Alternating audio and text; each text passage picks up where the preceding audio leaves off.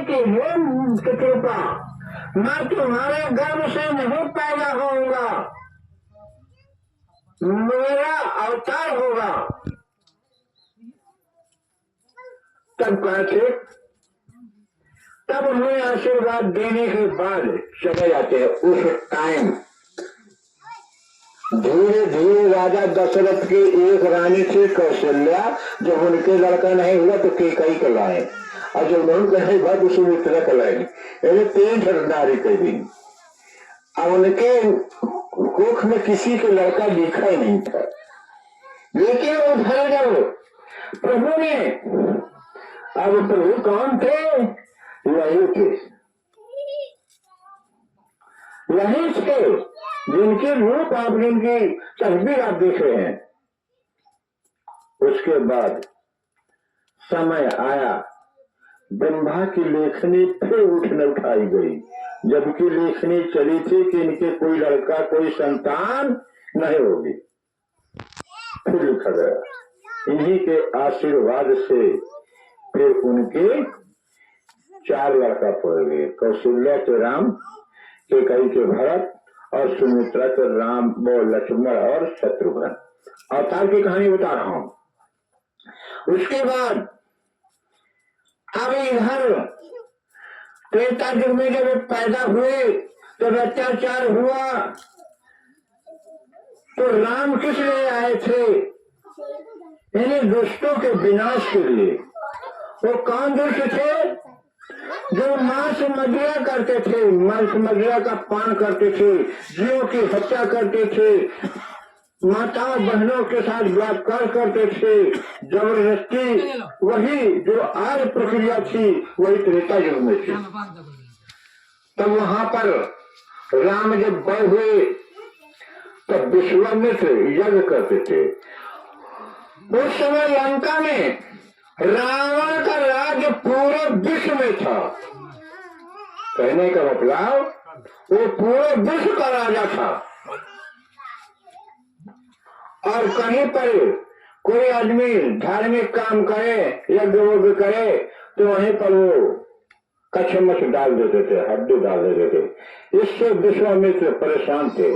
तब विश्वामित्र गए अयोध्या, और जब वे बड़े बड़े हो गए तब इनसे कहा कि हे प्रभु, दशरथ ने कहा, हे राजन, मैं कुछ लेने के लिए आपके पास आया हूँ, और बोलिए।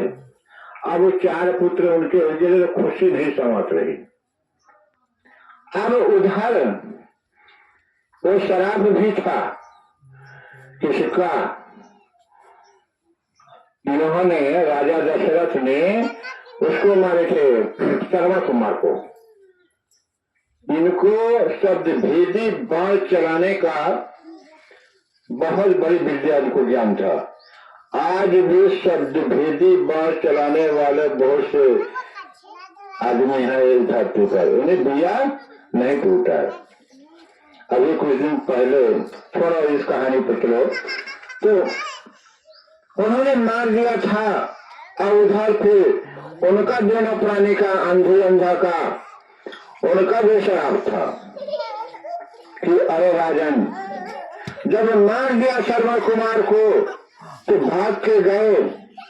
शर्मा कुमार पानी भर रहे थे। बड़ी गजब की कहानी है, लेकिन कुछ समझ में नहीं आता कि ये सत्य है कि ये सत्य है। जहां पर महाभारत हुई है, यानी दिल्ली में, वहां पर कोई आदमी पहुंच जाता था धार्मिक, तो उसका मन विचलित हो जाता था। उस टाइम शर्मा कुमार अपने माता पिता को, अंधी अंधा को, वहां लेकर गए थे कांवड़ में बैठा करके, और जब वहां पहुंचे तो शर्मा कुमार का मन विचलित हो गया और कहा, हे माता, हमारे बस का नहीं है।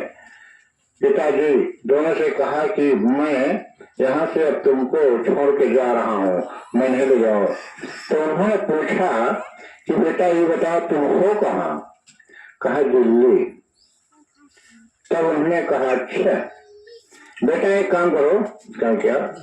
कहा हमें पूरब की ओर ले जा करके सरजू नदी किनारे छोड़ देना अयोध्या में, और उसके बाद तुम चले जाना।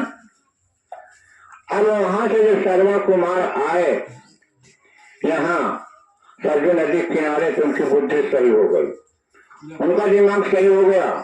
कहा अरे माँ, मेरी गलती को क्षमा कीजिए, जो मैं दिल्ली में कह रहा था कि मैं आपको अब नहीं ले आगे ले जाऊंगा, तो अब मेरी गलती को क्षमा कीजिए, अब मैं तुम्हें ले चलूंगा।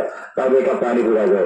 तो पानी पिलाने के लिए, पानी पीने के लिए, लाने के लिए सरजू नदी में गए और कमंडल को जब बोले तो गुड़ गुड़ गुड़ गुड़ होने लगा।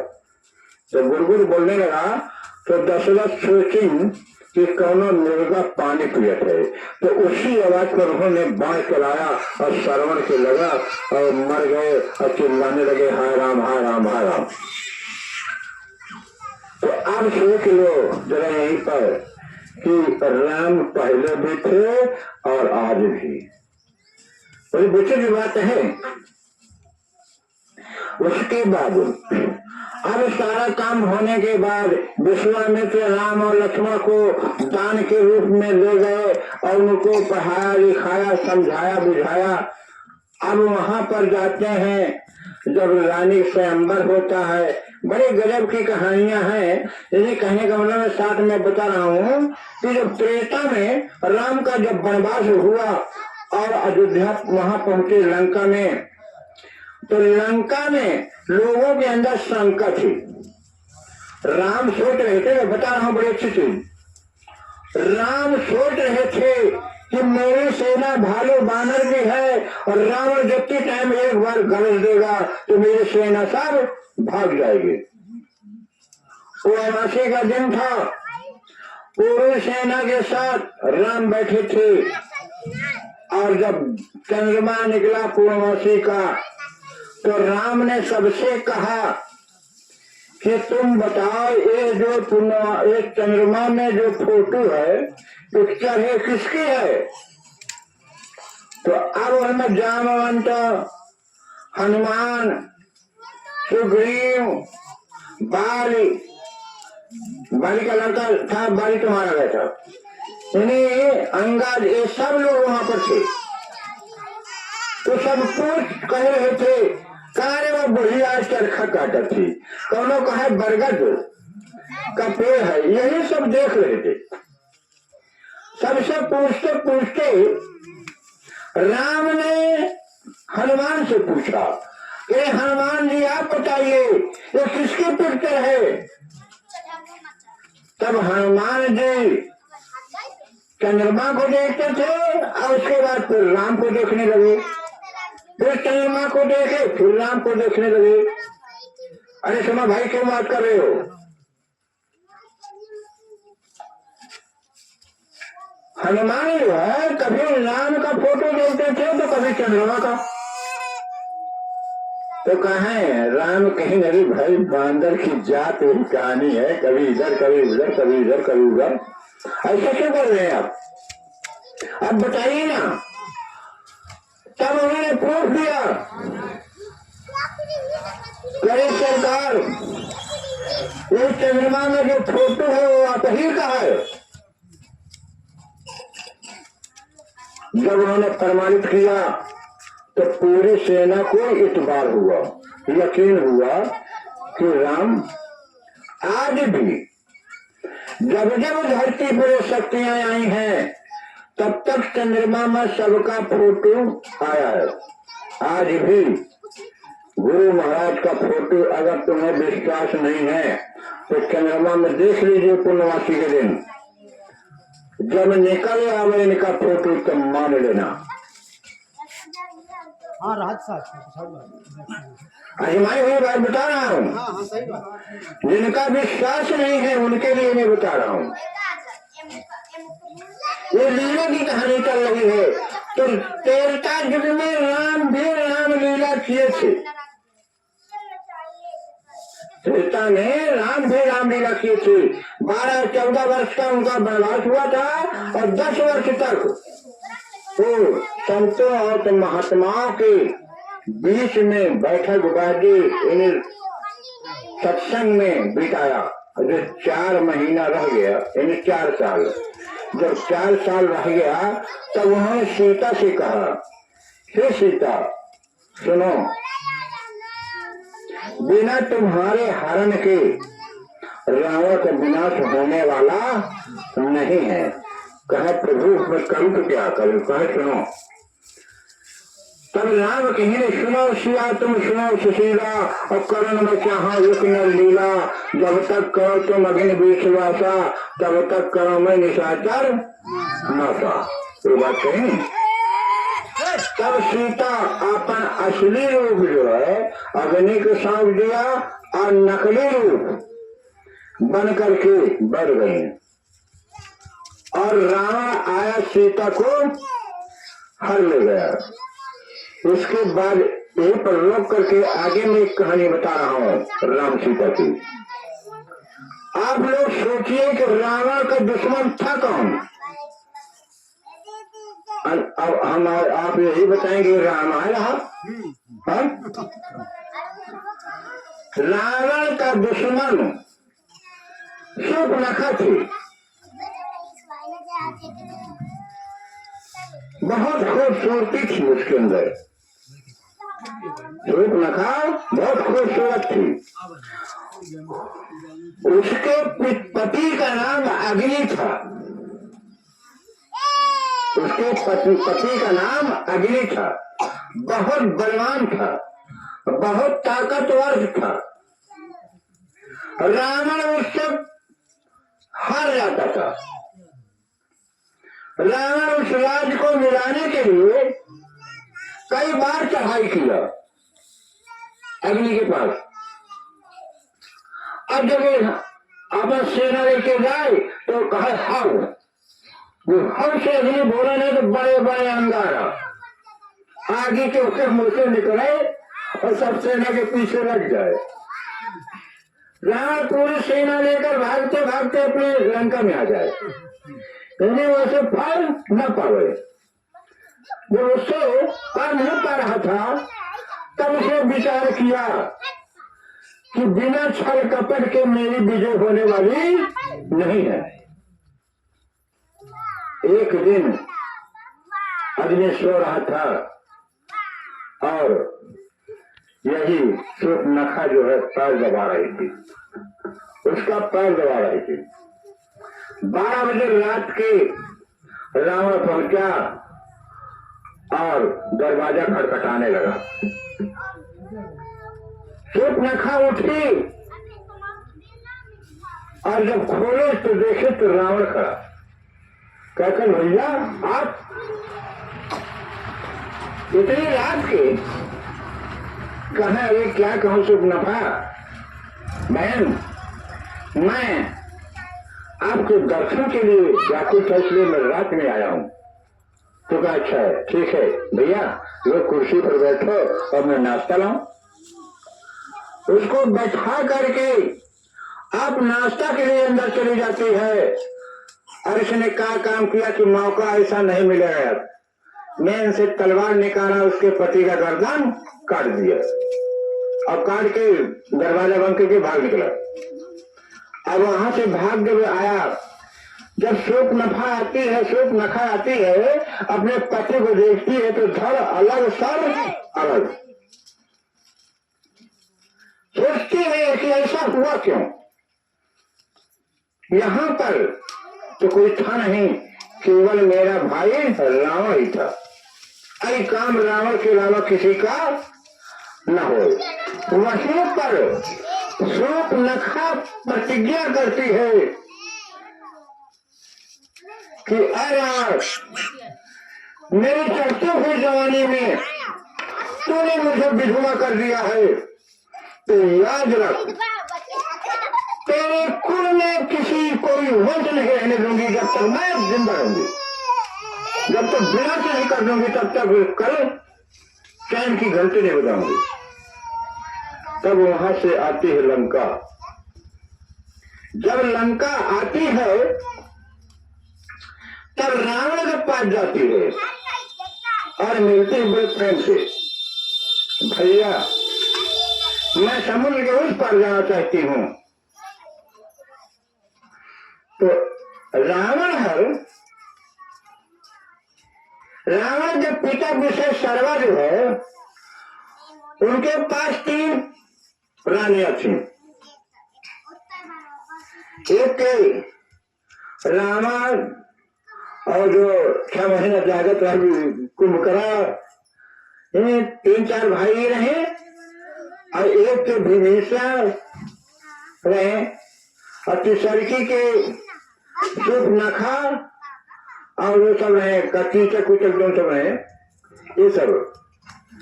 तब इन्होंने, रावण ने कहा ठीक है। तब इनके भाइयों को लेकर के कहा कि तुम जाओ और शूर्पणखा की देखभाल करना। जब यहाँ पर पंचवटी में जब राम थे, राम लक्ष्मण और सीता, तब वहीं पर शूर्पणखा पहुंची और 15 दिन उनकी कुटिया के चक्कर लगाती थी। 15 दिन के बाद उसने रिजल्ट निकाला कि रावण का वध इन्हीं के अलावा और कोई करने वाला नहीं है। तब उसने लीला खींचा। कौन? शूर्पणखा ने राम के पास गई और कहा मैं तुमसे शादी करना चाहती हूँ। तो कहा नहीं, देखो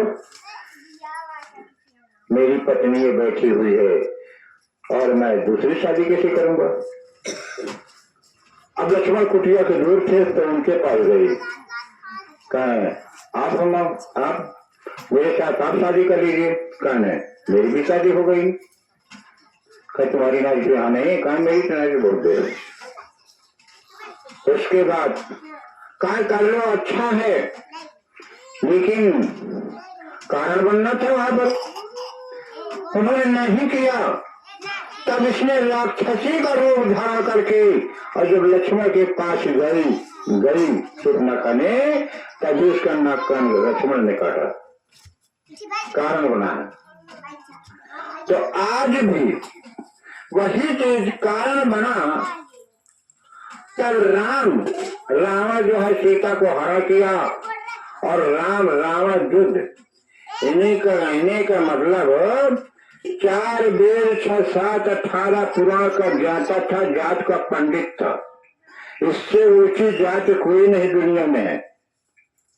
आज भी जितने हमारे क्षेत्र में भारत में ब्राह्मण लोग हैं, वो सब आज भी रावण की ही पूजा करते हैं, लेकिन हमें आपको बेवकूफ बनाते हैं।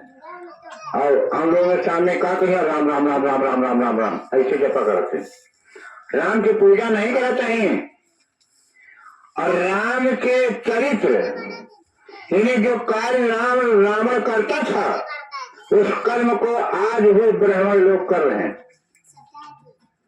भाई रावण जब कोई धार्मिक काम जैसे गणेश संस्कार, मोहन संस्कार और बरहाव जैसे आजकल होता है अमृतना, कैसे लोग उस समय शादी ब्याह जीव हत्या करता था, गाय की बलि देता था। कौन? रावण। वही चीज आज भी यहाँ हो रही है, लेकिन हमें आपको पता नहीं है और हम उनकी पाप पूजने के लिए प्रथम तैयार रहते हैं। तो विचार करने वाली बात है। सोचो आज भी तो रावण 4 वेद 6 7 18 पुराण का गाता था और उसको शराब लगी थी। उसका खान पीन खराब था, इसलिए उसे कहा जाता था राक्षस। तब सीता इन्हें इतना जानकार होते हुए भी उसके कार सवार था और हमें सीता को हर ले गया था। ये नहीं समझा कि इससे क्या होगा। रावण युद्ध 18 महीना चला है। वही चीज आज होने जा रही है। इन्हें द्वापर आया, द्वापर में कृष्ण पैदा होने के लिए जगह नहीं मिली। कृष्ण कहाँ पैदा हुए? जेल में। वही अवतार जो मैं भी बता रहा हूँ, कृष्ण का राम को बताया, वैसे ही कृष्ण का अवतार हुआ है। अवतार होने के बाद कृष्ण को रहने की जगह है तो जमुना बारी हुई थी, अब घुटकी भर पानी कसर करें, तब कृष्ण वही सूप से आपन पैर ऐसे नीचे खींचे, जब पैर नीचे खींचे, जब पैर जो है उनका जल में छू हुआ है तो जमुना जी बिल्कुल घट के कितनी हो गई है, इतने पानी हो गया है। और वहीं पर ले करके तब रात में यशोदा के यहाँ जाते हैं, यशोदा सो रही थी और वहीं पर कृष्ण को लिटा करके आप उस बच्ची को ले करके और चले आते हैं फिर वापस, और वही जेल फाटक फिर खुल जाता है और अंदर आप चले जाते हैं। जब अंदर हो जाते हैं तो फाटक बंद हो जाता है। फाटक बंद होने के बाद अब वो लड़की चिल्लाने लगी, जब फाटक के जेल के अंदर चिल्लाने लगी तो पहरेदार उठे और कहा वो 8वां पुत्र पैदा हो गया। उन्होंने खबर दिया, कंस आया तो उठा लिया। देवकी चिल्ला रही थी, अरे भैया ये लड़की है, इसको तो रहने दो, कहीं कुछ नहीं। और उधर नारद वरमाए रहे, नारद पक्का चुगली खोल रहा, एक चक्र लिखा ऐसे ऐसे घुमा करके 1 2 3 4 5 6 7 8। ये कंस के पास बहुत बड़ा पुण्य था, इतना बड़ा पुण्य था कि इसे कोई मार नहीं सकता था। तब लोग ऋषि मुनियों ने सोचा कि ऐसे बड़ा इसके पास पुण्य, इसको मारने वाला कृष्ण भी नहीं मार पाएगा। तब उन्होंने क्या किया, इन्हें हर नंबर से लिखा 1 2 3 4 5 6 7 8, फिर 8 से गिरा 1 2 3 4 5 6 7, इन्हें हर गिनती पर उसको ला करके 8 किए। तब उसके अंदर दिमाग में भ्रम पड़ गया कि मैं सब पुत्र को मारूंगा। तो उनके देवकी के 8 लड़का पैदा हुए थे, 8 किसने मारा। लास्ट में उस कन्या को जब मारने के लिए उसका पैर पकड़ के उसे जमीन में पटकना चाहा, तब उस कन्या के मुंह से आवाज निकलती है और हाथ से उसका पैर छूट जाता है और कहती है, अरे कंस, तेरे मारने वाला गोकुलम में पैदा हो चुका है, वो कृष्ण यशोदा के यहाँ। इतना कह के घर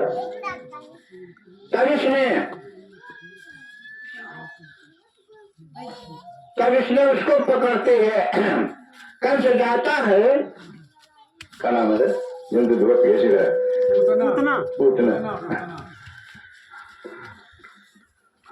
तब कंस जो है पूतना को बुलाता है और कहा, पूतना कहा तुम दूसरी नारियों का भेष बदल लेते हो, कहा बिल्कुल बदल लेते हो।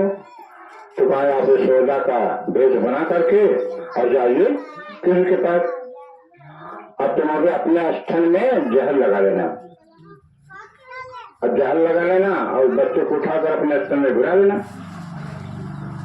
तो मर जाएगा। तो कहा ठीक, अपने जहर लगा करके अपने स्थल में गई।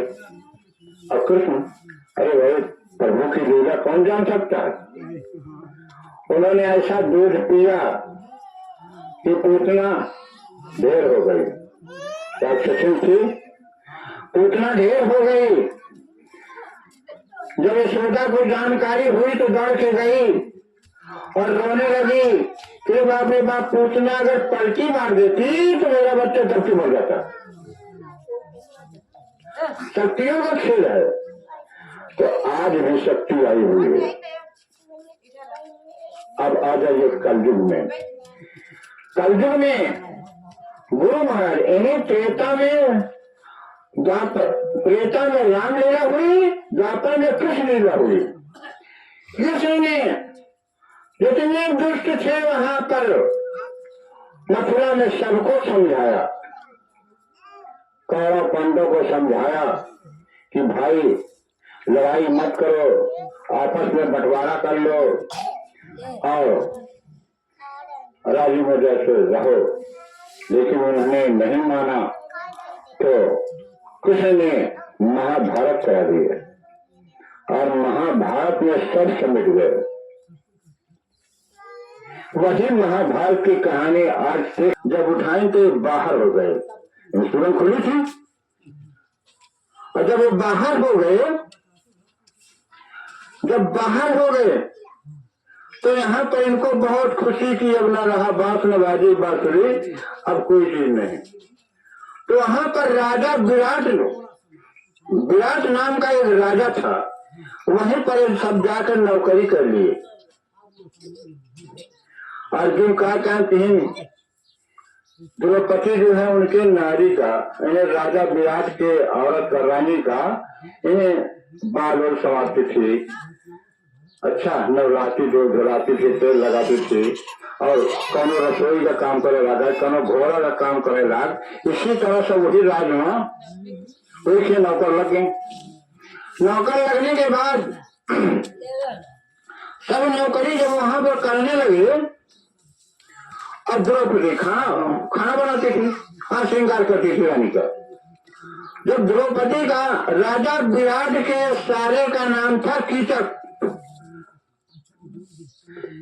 नाम था, और उसने द्रौपदी को देखा तो उसके समझ लीजिए काम तैयार हुआ, और उसको धक्का मुक्की कर दिया। तो द्रौपदी ने कहा, देखो मेरे 5 गंधर्व हैं, अगर जान जाएंगे तो तुम्हें मार डालेंगे। इसलिए उसने माना नहीं।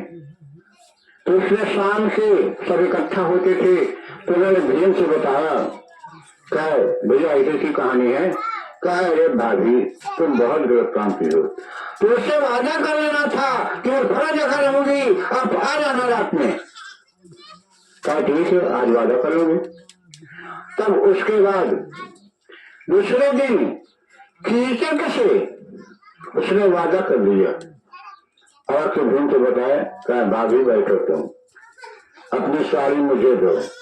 अब साड़ी ब्लाउज भाभी के सब पहन के वह सोरह श्रृंगार करके अब वही कमरा में पहुंच जाता है भीम। जब पहुंच जाता है तो टाइम के अनुसार जब कीचक आया तो कीचक का पटक के वहीं पर मार देता। जब कीचक मारा जाता है तभी सदा सरहद हो जाती है कि आखिर ये मारा कौन। तब उनके नाम दुर्योधन के समझ में आया कि भीम के अलावा कोई पैदा नहीं है जो कि कीचक को मार दे।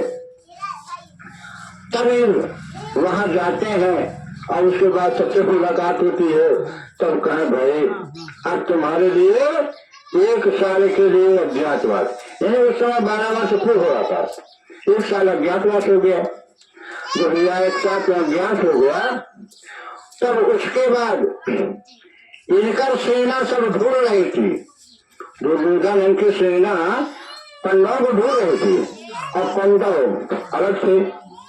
तो वहीं पर एक भीम जंगल बिहार में गया था, तो एक लड़की से प्रेम हो गया था, और वहां से बहुत विराट के बाद उस लड़की के गर्भ हो जाता है, उसके एक लड़का पैदा होता है जिसका नाम है घटोत्कच। अब इधर 13वें साल जब अज्ञातवास में गए तो पांचों सब टहल रहे थे। तो भीम ने कहा कि भैया आप लोग यहाँ पर रहिए, जरा वहां तक होता हूँ बोल रहा हूँ। तो घटोत्कच की माई यानी भीम की औरत जो है पूजा कर रही थी देवी की, और तो घटोत्कच से कहा अरे बेटा जाकर एक आदमी को पकड़ लाओ, देवी को बलि देना है। तो घटोत्कच बलवान था और गया तो बाप पूछ रहे थे, बाप बेटा कहा थे ये भला बच्चा, तो जब हम 2 भाई हैं तो दोनों को बराबर बराबर कहने देते, वो ज्यादा दे दिया होगा कम। दोनों खटापटी कर रहे थे। घटोत्कच फट गया, कहे रुको, क्या बात है, कहे का दिन मेरे साथ चलो, क्या बात है, कहा मेरी माँ देवी का बल देवी। उसी टाइम वहां पर भीम पहुंच जाता है। जब भीम पहुंच जाता है तो कहता है अरे भाई तुम कौन हो, कहा मैं घटोत्कच हो, कहा यार दुबले पत्रे इनको मत देख लो, मुझे ले चलो। तो तुम्हारी देवी जो है जो बलि दे दिए तो कम से कम खाए के घाय तो जाई। अब भीम को लेके चल गए थे यानी अपने बाप का।